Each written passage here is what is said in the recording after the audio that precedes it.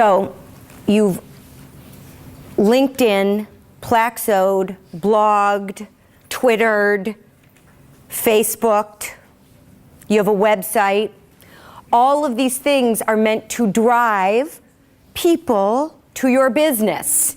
They're all great. This new social media is all fabulous and wonderful, as much or as little of it as any of you are using.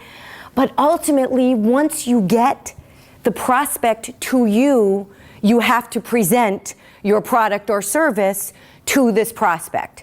So at the end of the day, a lot of the time, you're still going to end up face to face with someone who you really want to become your client or customer, right? Hopefully. There we go. They will become your customer. You do not want to be getting to the site of your presentation 5 minutes before you're supposed to stand up in front of the group. Bad idea. If you do that, it looks something like this. You're running in. May I use this just for a sec? Absolutely. Thank you. You're running in like this, and you're just all, a Twitter, and you're a mess, and you're a basket case, and now you're going to start talking. And the room didn't look like you thought it was going to look, and there are 5 times more people here than you thought were going to be here, or 5 times fewer people than you thought were going to be here, and the room is 10 degrees hotter or 5 degrees colder. Your PowerPoint doesn't work. You don't have a flip chart. Your handouts aren't there. I could go on and on and on. Right? Bad, bad idea. You always want to get to the site of your presentation early. Many, many speakers are guilty of being way too noisy. And what I mean by that, it sounds antithetical to public speaking. I'm going to be speaking, but I'm not going to be noisy. But what I'm talking about are the nonverbal and verbal things we do that are so loud that our audience can't hear our message. 2 things that happen with pens. The first, and I'm guilty of this too, by the way, the mad clicker. Right? If God forbid somebody puts something like this in your hand because you are just, you're a mess. You're sending Morse code with your pen. That's really bad, as is the professor that we all had or teacher who did this with their pen.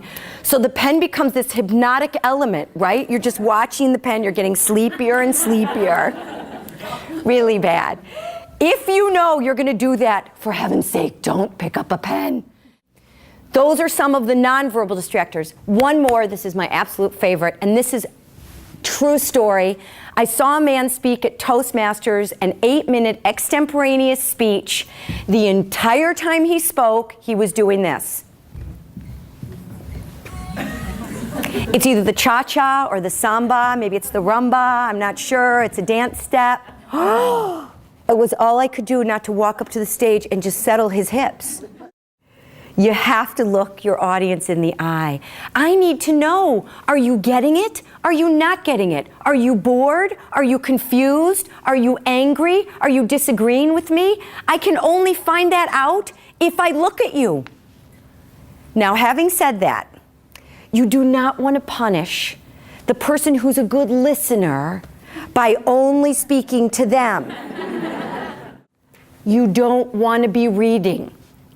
An audience, anybody can read 3 to 10 times faster than you can speak.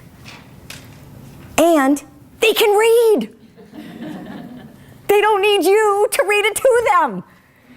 They're perfectly capable of reading. If you are a nervous speaker and you think that you're terrified that you're going to forget something, and so you want to put it in a script, that is another thing I would beg you never to do, with the exception of 2 instances.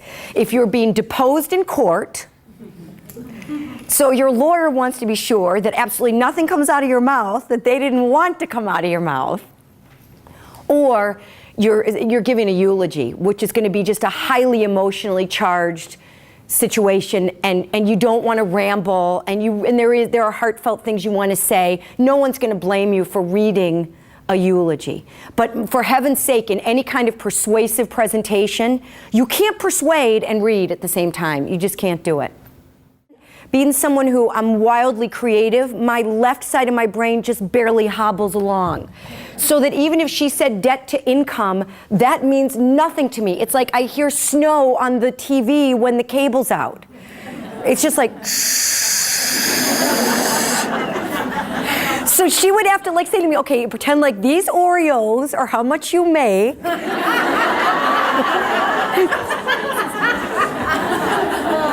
And these Oreos are how much you spend.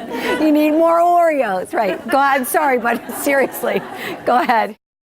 When you are building your presentation, I would like you, from this day forward, to think about doing it in terms of what I like to call the magic rule of threes.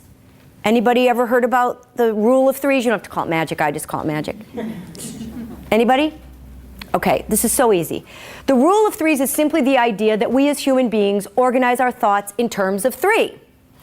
I'm going to give you some examples. Past, present, and future, stop, yield, and go, here, there, and everywhere, the genie grants you three wishes, Goldilocks and the Three Bears, the Three Little Pigs, Larry, Moe, and Curly. Think about the last time you were in church or temple or synagogue and you were listening to your priest, minister, rabbi, whoever it is, and they're great. They're giving a sermon and you love it. And it's great. And you let your spouse or boyfriend, significant other stay home that morning, so you're trying to remember it because you want to tell them about it. And you're following him. It's idea number 1, point number 2, you're with them. He gets to point number 4, you're struggling. Point number 5, you're hanging on by your fingernails. He gets to point number 6, and you know what you think? Wonder what I'm going to pick up at the grocery store on the way home. I talk about public speaking and presentations all up and down the East Coast, and I used to do this little thing where I would say to my audience, I was trying to explain to the audience how little the audience really cares about me as the presenter. And so I would say to them, if I were at a breakfast, for example, let's imagine, we're at this lovely breakfast, and let's imagine that I've just had a poppy seed bagel and I have a piece of poppy seed in my teeth. You would look at me and think to yourselves, isn't that a shame? Debbie's standing in front of this big group of people with a poppy seed in her teeth. And then you would turn to the person sitting next to you and say, do I have anything in my teeth? Yeah. Guess what? I was wrong. It's not that you turn to the person next to you and ask them if you have a piece of something in your teeth. When I started telling you this story, your tongues just scanned your teeth looking for something in your teeth. It's really powerful. You don't care about me. I mean, it doesn't hurt my feelings, so don't feel bad. The only thing you care about is what is coming out of my mouth that is going to help you. For those of you who are nervous speakers, I promise you, if you take nothing out of this room today, but this one thing I'm about to tell you, and you do it, you will be an exponentially more confident speaker. Practice. If you do nothing else, ignore everything I said today except practice, I promise you, you will have a better speaking experience.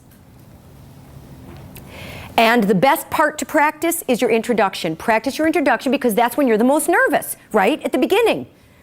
So know it cold, know it down, know it in your sleep, so that when you're saying your introduction and you're kind of having that out-of-body experience, right? Where you're looking down at yourself going, wow, this looks really scary. I'm glad I'm not there. If it's a good experience, then you climb in. Then you say to yourself, wow, that was pretty good. I think I'm just going to climb right into my body and let's go. You have